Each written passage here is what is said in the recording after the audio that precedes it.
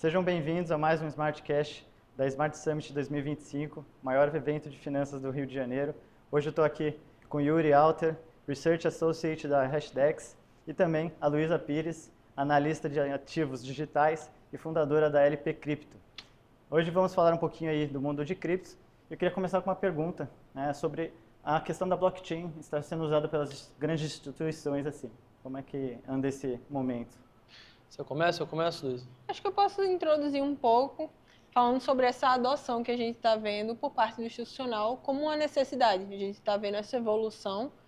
Muito se fala sobre essa interligação e eu estou falando muito do financeiro, tá? A gente está vendo várias evoluções, várias frentes, mas eu acho que a frente financeira e a blockchain para fazer essa integração não precisar, vou dar um exemplo muito prático para vocês.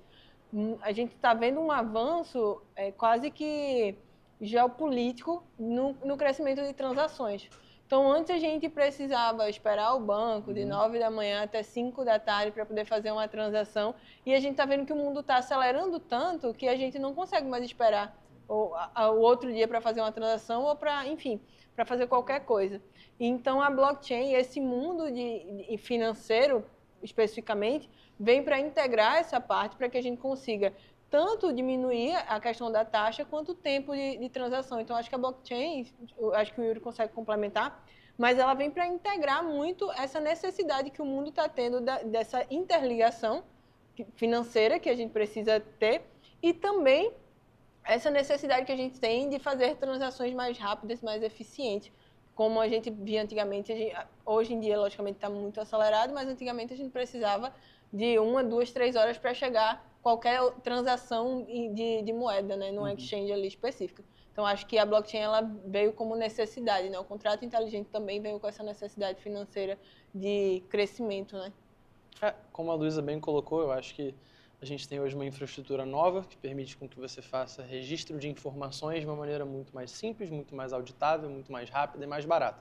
As aplicações que você tem para isso são infinitas. Então, a Luísa deu um deles, né? Quando a gente está falando sobre pagamentos transfronteiriços. Antigamente a gente tinha lá Western Union, Swift. O Swift é uma coisa que demora 2, 3 dias para você ter qualquer tipo de registro de informação. Então, você poder fazer isso de uma maneira muito mais barata, usando uma fração do tempo e sem depender de um intermediário de confiança que vai dizer para você o que você pode e não pode fazer e muitas vezes pegando uma taxa muito grande aí no meio do caminho. Esse eu acho que é um exemplo muito legal. Tem outros vários, né? Se a gente está falando hoje de redes sociais, eu acho que talvez é o que mais gera faturamento nas grandes empresas hoje que usam a internet. Essas empresas, hoje elas são muito reféns das grandes plataformas. Você começa a ver aos pouquinhos alternativas surgindo dentro desse mundo de blockchain. A Luísa falou, por exemplo, sobre investidor institucional. A gente tem a JP Morgan, Wells Fargo e outras várias instituições aí pelo mundo. Gestora do mundo, a BlackRock. A BlackRock já está entendendo o papel de cripto numa carteira, está oferecendo um produto regulado para isso. A JP Morgan e outras instituições financeiras como Goldman Sachs já estão usando agora a blockchain para poder fazer tokenização do dólar e oferecer produtos financeiros para os seus clientes, tendo essa infraestrutura, como eu falei, né, mais barata, sem a demanda de um back-office por trás e mais eficiente. Então, assim, eu acho que para esse ponto específico a gente está vendo os primeiros grandes casos de uso, como a gente viu lá atrás também há 20 anos para a internet. Sim. E existe alguma tese em destaque aí no mundo de cripto que vocês enxergam? Uma tese de tendência, alguma tendência específica? Eu acho que a grande tese para mim é justamente fazendo esse ponto e concluindo o raciocínio do Yuri, são as stablecoins. Eu acho que o crescimento das stablecoins é algo que a gente via, todo mundo fala muito de Bitcoin, só que nos últimos, sei lá, 6 meses a 1 ano, a gente viu uma crescente de adoção institucional por stablecoins, por essa necessidade financeira muito grande. Então, se eu fosse apostar em alguma tese, pensando em adoção, tanto dos crypto-lovers, vamos dizer assim, quanto do institucional, fazendo essa interseção, eu acho que as stablecoins vêm para acelerar esse processo financeiro.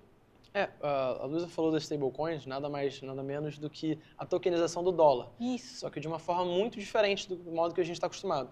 Se eu quero mandar dólar, por exemplo, para a Luísa, e a Luísa está na Europa, isso pode ser um pouquinho complicado. A gente até tem hoje em dia algumas aplicações que conseguem fazer isso de maneira melhor, mas a taxa é muito cara, você ainda tem que depender, enfim, daquela aplicação específica. Processos morosos, né, Processos morosos. Então, assim, você, através da tokenização do dólar, usando a tecnologia blockchain, você consegue mandar esse dinheiro para qualquer lugar do mundo, para qualquer pessoa no mundo, de uma maneira simples, eficiente e barata.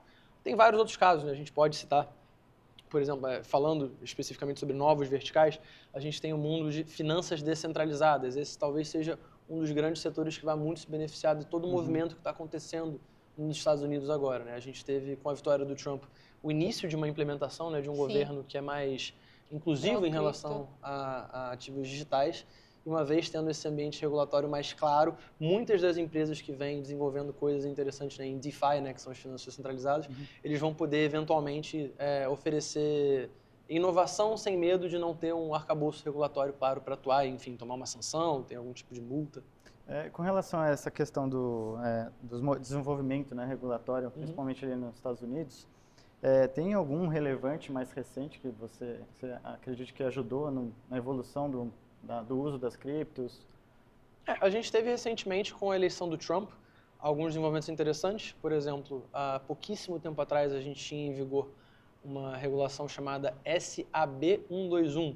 Ela impedia, por exemplo, que bancos pudessem fazer custódia de criptoativos em seus balanços. Então isso era muito ruim porque ele entrava como passivo, a marcação dele no balanço era muito defasada em relação a como são os outros ativos no balanço. Então ele só registrava perdas contábeis, não era interessante ter no balanço. Como ele entrava só como passivo e não como ativo, você não podia fazer empréstimo em relação a isso. Então, tem uma série de pequenas coisas que estão na regulação dos Estados Unidos ainda muito defasada. Então, um dos grandes avanços que a gente teve foi a eleição do Trump, o estabelecimento de uma força-tarefa de cripto dentro da SEC, que é uma mudança de paradigma muito grande, né, em comparação ao que a gente tinha com o Gary Gensler. O apontamento de uma pessoa para comandar, né, a CFTC, que também é um cara pró-cripto, que é agora eu esqueci o nome dele, o Quintus, alguma coisa Quintus. Enfim, Cynthia Lummis, né, que é uma senadora também, falando sobre reserva estratégica de Bitcoin. Então, são vários os pontos que a gente vê na maior economia do mundo, né, que é, curiosamente, talvez o mais defasado, mais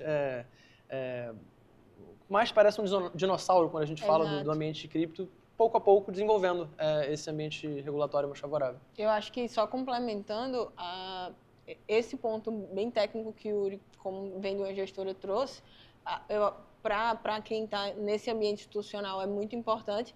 Quem olha para o varejo, que é aquela adoção mais em massa, olha, por exemplo, para a Cynthia falando sobre uma reserva estratégica de Bitcoin, fala sobre a segurança. Aí a gente vê o presidente do Fed falando sobre os bancos poderem adotar a custódia da criptomoeda para poder fazer essa distribuição. Então a gente tem vários pontos que vai fazer com que o dinossauro, aparentemente, né, a gente fala, o dinossauro das criptos, ele consiga sair dessa bolha e, principalmente, acho que o varejo, como a gente tem, sei lá, os Estados Unidos representam o quê? 70% de todo o mercado de capitais do mundo. Imagina isso tudo tendo uma conversão e um acesso desde de um banco que consiga distribuir previdência até que ele faça com que o cliente dele tenha um fundo em cripto. Então, falando para varejo, a gente vê quase que uma onda de novos investidores no mercado de cripto. Então, eu vejo essa parte de regulamentação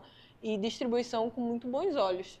Uma coisa que a gente não comentou, só para fechar, mas que eu acho que vale a pena citar, assim, é meio óbvio, aconteceu tem mais de ano, então a gente até esquece, mas os ETFs. A gente basicamente tem agora um veículo, né, em que a gente pode ter tanto fundos de pensão, como a gente já vem desde o ano passado investindo, a gente tem estratégia de tesouraria, podendo incluir cripto no balanço, e não sei, a gente está aqui no evento o dia inteiro, não sei nem se passou batido, mas o Fundo Soberano de Dubai hoje anunciou um investimento de 500 bilhões de dólares que vai ser feito, enfim, com o passar do tempo em Bitcoin. Então, assim, ter esses produtos regulados cada vez mais presentes dentro das economias é o que vai permitir com que a gente veja cripto não sendo mais tratado como física quântica, mas como mais uma classe de ativo. Perfeito. Acho que a adoção é a palavra dos próximos meses e acho que desse ano. Acho que 2025 é o ano da adoção, né? Sim. E com relação às criptos em específico, talvez a Ethereum, que teve a atualização dela, e temos também diversas outras, a Solana. Vocês acreditam em quais assim, que se mais destacam assim, no meio de cripto e o que elas podem agregar, né? Em termos de projetos? Eu acho que o grande desafio que a gente tem hoje, falando em termos de... E aí o Yuri falou sobre DeFi, eu vou falar sobre outro setor que está crescendo muito, que é o de RWA. São nada mais é do que a tokenização de ativos reais e a finalidade da tokenização de ativos reais justamente é desburocratizar todos os processos que a gente vê hoje. Vocês sabem, né?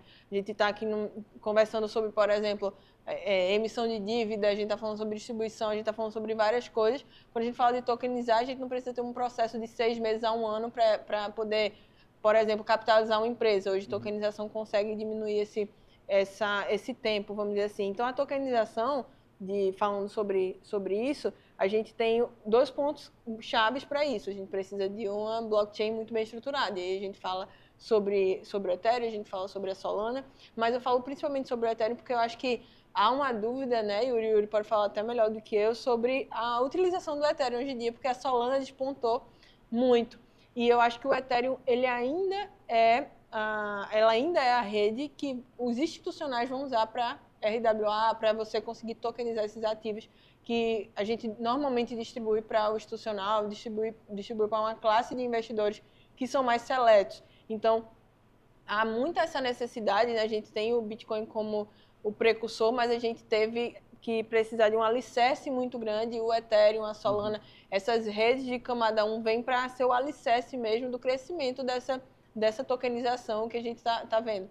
Então, muito possivelmente, a gente não vai ver um crescimento de adoção se a gente não tiver essas redes muito fortes. Eu acredito, né?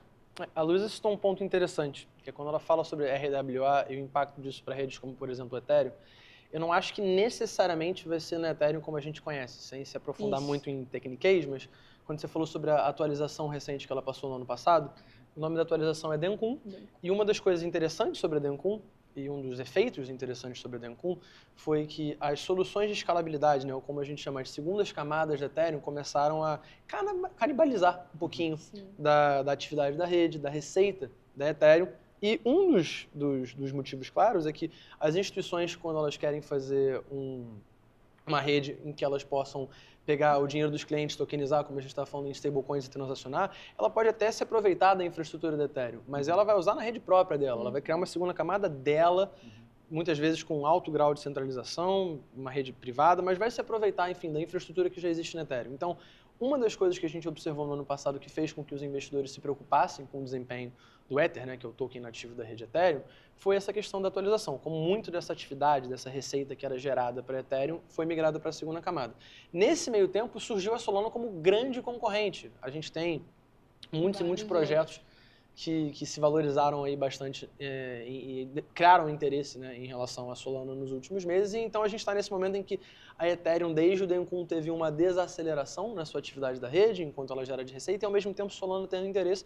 Porque, assim, a capitalização de mercado da Ethereum é 350 bilhões de dólares hoje. 5 vezes maior que a da Solana ainda. No momento está mais ou menos 3,5, 4. Mas o ponto é, como você ainda não tem as grandes aplicações em nenhuma das blockchains que justifiquem a pessoa estar usando aquela aplicação independentemente de qual é a rede na qual ela está rodando, você ainda tem um espaço para definir quem vai ser o grande vencedor desse mundo de plataformas de contratos inteligentes. Então, tanto para Ethereum quanto para Solana, eu acho que o grande foco, a gente chegou a escrever lá na Hashdex o nosso Outlook para 2025, é, cara, trazer desenvolvedor, é desenvolver aplicação. Que nem a gente viu lá atrás na internet nos anos 2000, não adianta você ter banda larga se você não tem site que as pessoas querem usar.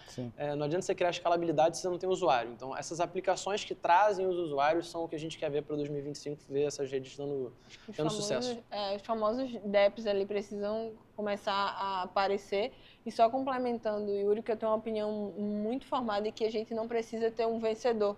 Eu acho que cada rede ela tem um setor específico e uma necessidade específica. Então, eu acho que, na minha opinião, o institucional vai usar muito Ethereum, o varejo vai usar muito Solana. É a minha visão. Acho que não vai ter vencedor. Acho que, à medida que o mercado for maturando, a gente tem os novos Googles, a nova Amazon, e ali a gente vai tendo uma corrida de mercado em que cada usuário vai ter uma necessidade diferente ali, eu acho. Certo. Então, estamos caminhando aí para o final do nosso Smartcast. Eu queria saber se vocês querem fazer alguma colocação final, falar dos produtos da Hashdex que ela oferece. Fique à vontade. Não, super obrigado, já que você vai... E agradecer também a presença de vocês, a parceria, por estar aqui nessa feira. Não, super obrigado à InvestSmart. Eu acho que o Smart Summit é um evento muito especial para mim, terceira vez que eu estou aqui participando. Em relação aos produtos da casa, assim, conceito básico da Hashdex, a nossa ideia é fazer uma ponte, né, entre o mercado financeiro tradicional e o mundo da tecnologia. A gente tenta trazer o investimento em cripto de uma forma simples, segura e regulada para o investidor. A gente sabe que às vezes dá medo, é uma classe de ativo nova. Se a gente não sabe no que a gente está investindo, se a gente não confia no parceiro que a gente está tendo para investir, é muito complicado. Então, o que a gente tenta trazer é justamente isso, né? Uma forma simples, segura e regulada. Fale com o seu assessor, que ele vai estar em contato direto com você, explicando como é que você pode fazer esse investimento. A gente tem hoje segundo maior ETF da Bolsa, né, que é o Hash 11. Eu acho que às vezes as pessoas até conhecem o Hash 11 melhor do que a Hashdex. Então, assim, a ideia é só passar para vocês que investimento em cripto não precisa ser física quântica, precisa estar no portfólio de todo mundo, e na hora de você fazer essa aplicação, então, para você não perder dinheiro, não cair em golpes, não cair em faraós do Bitcoin, invista via produto regulado, que eu acho que você vai estar poupando aí suas dores de cabeça. É isso.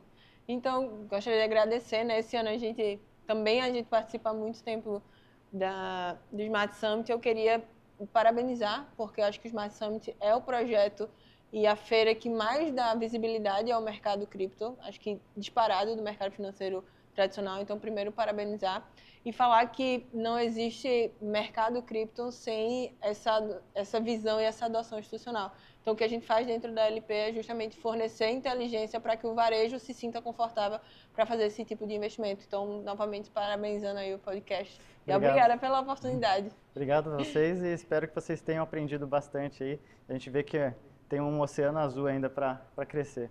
Obrigado.